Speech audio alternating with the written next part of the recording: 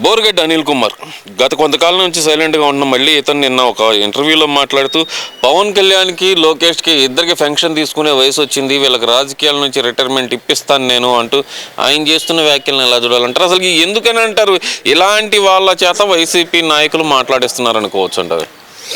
బోరుగడ్డ అనిల్ అనేవాడు ఒక బలి పశువు అండి. నాకు తెలిసి ఎలక్షన్ లోపల వాడిని వైసీపీ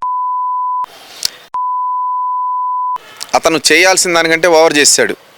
అతన్ని ఏదో తిట్టడానికి అపాయింట్మెంట్ చేస్తే అతను తిడతంతో పాటు చాలామంది రెడ్డి సామాజిక వర్గానికి చెందిన వాళ్ళ దగ్గర డబ్బులు బెదిరించి వసూలు చేసి వాళ్ళ బ్లాక్మెయిల్కి కూడా దిగాడు.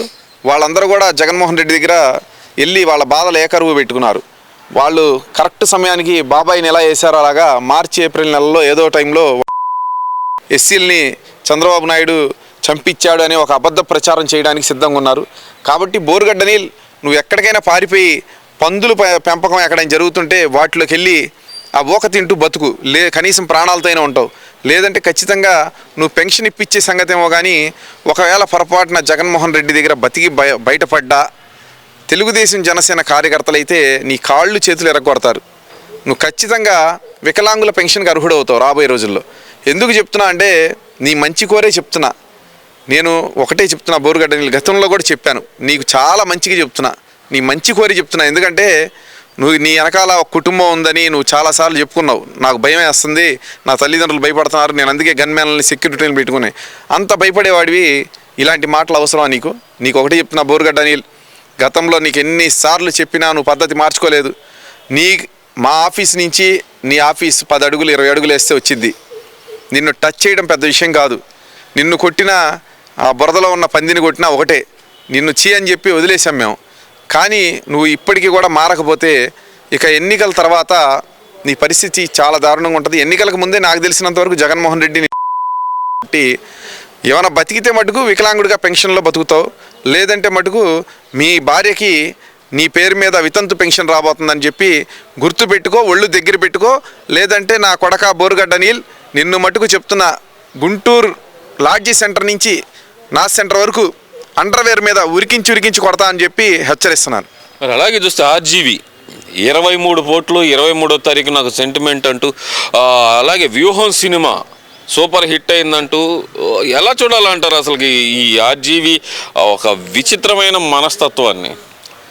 ఆర్జీవి సినిమా మరి సెన్సార్ బోర్డు దానిలో ఉన్న విషయం మొత్తం లాగేసి కేవలం టైటిల్స్ యాక్టర్స్ని మాత్రమే అందులో వదిలింది, సబ్జెక్ట్ తీసేసింది సెన్సార్ బోర్డు. ఏం చేయాలో ఎలా హైప్ చేయాలో తెలియక ఒక కేకు కత్తి తీసుకొని తిరుగుతున్నాడు. ఏంటంటే 23 సార్లు పొడుస్తున్నాను, మరి ఇది లోకేష్ బాబుని ఏం చేయలేను కదా, కేక్ నేను పొడుస్తున్నా అంటున్నాడు. ఆర్జీవి నా కొడక, చెత్త నా కొడక, నిన్ను ఏ రోజైతే ప్రజలు మరి చీ కొట్టారో ఆ రోజు తర్వాత మళ్ళీ నీ సినిమాలు చూడలా. ఈ రోజు వరకు కూడా నువ్వు తీసిన సినిమాలు ఏమైనా ఉన్నాయా అంటే ఏదైనా ఒక హత్య చేసే సినిమాలు తప్పించి మరి నువ్వు కుటుంబ సమేతంగా చేసే సినిమా ఏదైనా ఉందా? ఏది లేదు. కాబట్టి నువ్వు ఇప్పుడు తీసిన సినిమా నువ్వు 23 కోట్లు పొడిచావు. 24 గంటలు గడవక ముందే నువ్వు తీసిన సినిమా 23 గంటల్లోనే ఫ్లాప్ అయిపోయిందని తెలిసింది. 4 షోలు కూడా ఖాళీగా ఉన్నాయి. ఫ్రీగా టికెట్లు ఇస్తామన్న వైసీపీ వాళ్ళు కూడా వెళ్ళి చూడట్లేదు. ఎందుకంటే అందులో సబ్జెక్ట్ లేదు. నీ బుర్రలో గుజ్జు ఎలా లేదో, దమ్మెలా లేదో అలానే ఈ సినిమాలో కూడా సబ్జెక్ట్ లేదు.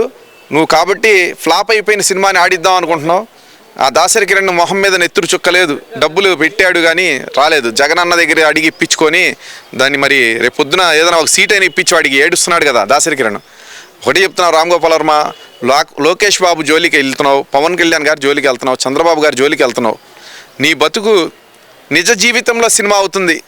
నీ రక్త కన్నీరు పడకపోతే కార్యకర్తల చేతిలో మరి మళ్ళా నువ్వు ఈ ఆంధ్ర రాష్ట్రంలో వచ్చి బెజవాడ నడి సెంటర్లో నించొని నువ్వు దండం పెట్టి మరీ క్షమాపణ అడగబోతే మళ్ళా తెలుగుదేశం పార్టీ జనసేన కార్యకర్తలు మరి ఎలా చేస్తారు అనేది నీ కళ్ళతో నువ్వే చూస్తావని చెప్పి నీకు తెలియజేస్తున్నాను. నిన్న తెలుగుదేశం పార్టీ జనసేన ఉమ్మడిగా రిలీజ్ చేసిన జై హో బీసీ డిక్లరేషన్ అసలు ఎలా చూడవచ్చు అంటారు? ముఖ్యంగా చూస్తే జగన్మోహన్ రెడ్డి ఏమో నేను బీసీలకు ఎక్కువ ప్రాధాన్యత ఇస్తున్నా అంటున్నారు సీట్ల విషయంలో, అధికారాల విషయంలో. మరి ఇక్కడ బీసీ డిక్లరేషన్ తోటి బీసీలు తెలుగుదేశం పార్టీ వైపు ఉండే అవకాశం ఉందంటారా? ఈరోజు ఈ రాష్ట్రంలో బీసీలు అభివృద్ధి చెందారన్నా, బీసీలకి దేశవ్యాప్తంగా గుర్తింపు ఆంధ్ర రాష్ట్రంలో వచ్చిందన్నా దానికి కారణం కేవలం తెలుగుదేశం పార్టీ అండి. అందులో డౌట్ ఏమీ లేదు. బీసీలకి చట్టసభల్లో 34% స్థానిక సంస్థల నుండి చట్టసభల్లో గౌరవం పొందిన ఘనత ఇచ్చిన ఏకైక పార్టీ ఏదైనా ఉందంటే తెలుగుదేశం పార్టీ. కానీ జగన్మోహన్ రెడ్డి అధికారంలోకి వచ్చిన తర్వాత దాన్ని 24% తగ్గించేశాడు. మరి ఈరోజు చూసుకుంటే బీసీలు అన్ని రకాలుగా అభివృద్ధి చెంది నైపుణ్యంగా కానీ ఈరోజు గౌరవం పొందుతున్నారు అంటే అనేక రకాలుగా వాళ్ళకు తోడ్పడి అనేక రకాలుగా నిధులు ఏర్పాటు చేసి వాళ్ళని అనేక రకాలుగా బీసీ మహిళల్ని కానీ బీసీ సామాజిక వర్గాలన్నింటినీ అభివృద్ధిలో పదంలో నడిపించిన తెలుగుదేశం పార్టీ. దానికి తోడు 2024 ఎన్నికల సందర్భంగా ఈరోజు ప్రకటించినటువంటి బీసీ డిక్లరేషన్ చూసుకుంటే 50 సంవత్సరాలకే మరి పెన్షన్ అనేది గొప్ప అంశం అండి. అది ఎందుకంటే బీసీ సామాజిక వర్గానికి చెందిన వాళ్ళు ప్రతి ఒక్కళ్ళు కూడా ఈరోజు చేతి వృత్తుల వారు అనేక రకాల పనులు చేస్తూ వాళ్ళు అనారోగ్యాలకు గురవుతూ ఉంటారు. కాబట్టి 50 సంవత్సరాలకి అనేక రకాలుగా ఇబ్బందులు గురవుతూ వాళ్ళు మరి చేతి వృత్తులు చేయలేని పరిస్థితుల్లో ఉంటున్నారు. కాబట్టి వాళ్ళకి 50 సంవత్సరాలకే మరి పెన్షన్ అనే విధానం చాలా గొప్ప అంశం, చాలా హర్షించదగిన విషయం. ఈరోజు చూసుకుంటే మరి రాబోయే ఎన్నికల తర్వాత పెట్టబోయే ప్రధాన ఎజెండా ఏంటంటే స్థానిక సంస్థల్లోనే కాకుండా మరి చట్టసభల్లో ఎమ్మెల్యేలు ఎంపీలుగా కూడా 34% రాజ్యాంగ రిజర్వేషన్ మరి రాజకీయ రిజర్వేషన్ కల్పించడం కోసం అమెండ్మెంట్ చేయించడానికి కేంద్రంపై ఒత్తిడి తేవడానికి జనసేన తెలుగుదేశం పార్టీ ఉమ్మడి కార్యాచరణ ఏర్పాటు చేస్తూ ఉన్నారు. అది మరో గొప్ప విషయం. అలానే చూసుకుంటే ఈరోజు ఎస్సీ ఎస్టీలకు ఏ రకంగా రక్షణ చట్టం ఉందో అలాంటి రక్షణ చట్టాన్ని బీసీల కోసం ఏర్పాటు చేయడం అనేది అసలు అది చరిత్రలో మర్చిపోలేనిది, నిలిచిపోయే అంశం అండి. ఎందుకంటే ఈరోజు ప్రతి ఒక్కళ్ళకి సేవ చేసేది బీసీలే. ప్రతి బీసీని హింసించిన ఘనత వైఎస్ఆర్ పార్టీదే. కాబట్టి ఎవరెవరైతే ఇబ్బందులకు గురయ్యారో వాళ్ళందరూ కూడా ఈరోజు మరి హర్షిస్తున్నారు, స్వాగతిస్తున్నారు.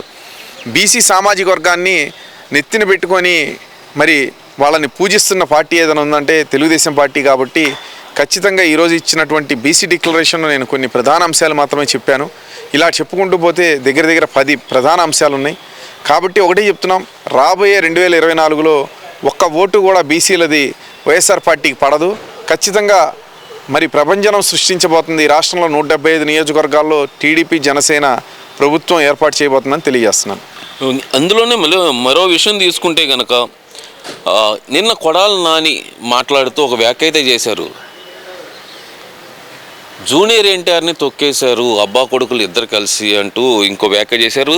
అసలు ఈ వ్యాఖ్యలను ఎందుకు ఎలా చూడాలంటారు? ముఖ్యంగా ఒక పక్కన జూనియర్ ఎన్టీఆర్ని సీనియర్ ఎన్టీఆర్ని ఇద్దరిని అడ్డం పెట్టుకొని చంద్రబాబుని లోకేష్ గారిని విమర్శించడానికి ప్రస్తుతం ఉన్న పరిస్థితుల్లో కొడాలి నాని ఎందుకు వ్యాఖ్యలు చేస్తున్నాడు అనుకోవచ్చు అంటారు? ఈరోజు కొడాలి నాని పరిస్థితి ఎంత దారుణంగా ఉందంటే అతనికి గుడివాడలో మరి అతని పరిస్థితి ఏంటో ఈ రోజు దాకా కూడా క్లారిటీ లేదు. అతనికి సీట్ ఉందా లేదా కూడా తెలియదు. కాబట్టి ఇలాంటి అంశాలని మరి తెరపైకి తెచ్చి వివాదాస్పదమైన మాటలు మాట్లాడితే ఏదైనా సీట్ కన్ఫర్మేషన్ అవుతుందేమని చెప్పి మాట్లాడుతున్నాడు. మరి జూనియర్ ఎన్టీఆర్ కానీ కొడాలి నాని కానీ మరి ఎన్టీఆర్ గారి మీద ప్రేమ ఉండుంటే ఏ రోజైతే ఎన్టీఆర్ యూనివర్సిటీ పేరు మార్చారో ఆ రోజు స్పందించినప్పుడే మరి ప్రజలు చీకొట్టడం అనేది మొదలైంది. కాబట్టి కొడాలి నాని అది గుర్తుంచుకొని ముందు వెళ్ళి ఎన్టీఆర్ యూనివర్సిటీ పేరుని చెరిపి అక్కడ పెట్టిన వైఎస్ఆర్ బోర్డుని మరి తిరిగి మరలా ఎన్టీఆర్గా పెట్టి అప్పుడు మాట్లాడు, లేదంటే ప్రజలు నిన్ను చెప్పుతో కొడతారు. ఈరోజు నీ పరిస్థితి ఎంతో దారుణంగా ఉంది. కాబట్టి నువ్వు ఇలాంటి అంశాలన్నీ మాట్లాడి జగన్ దగ్గర మన్ననలు పొంది సీటు మళ్ళా తీసుకోవాలనుకుంటున్నావు. నువ్వు సీటు తీసుకున్నా గెలిచేది లేదు. నీకు ఖచ్చితంగా నువ్వు బంగాళాఖాతంలో తెప్పేసుకొని పారిపోయే పరిస్థితులు నీకు రాబోతున్నాయి. గుడివాడలో ప్రజలే కాదు రాష్ట్ర ప్రజలందరూ కూడా ఎప్పుడు అవకాశం దొరికిద్దా నిన్ను గుడ్డలోడి తీసి గుండు కొట్టించి గుడివాడ సెంటర్ నుంచి లాక్కురావడానికి ప్రతి ఒక్కళ్ళు కూడా ఎదురు చూస్తున్నారు. కాబట్టి నీకు ఒకటే చెప్తున్నాం, కొడాలి నాని నోరు అదుపులో పెట్టుకో. రెచ్చగొట్టే వ్యాఖ్యలు చేయడం ద్వారా రాజకీయం గొప్ప కాదు. నీకు వీలైతే మంచి అంశాలని రాజ్యాంగపరంగా మాట్లాడి మరి 10 మందిని నువ్వు ఏదైనా అభివృద్ధి చేస్తుంటే ఆకట్టుకొని వాళ్ళ ద్వారా ఓటు పొందడానికి చూడు. కానీ ఇలాగ చెత్త పనులు చేస్తే చెత్త పన్నేసిన నీ ముఖ్యమంత్రికి నీకు ఇద్దరికి కూడా ప్రజలు చెంప పగలగొడతారని చెప్పి తెలియజేస్తున్నాను.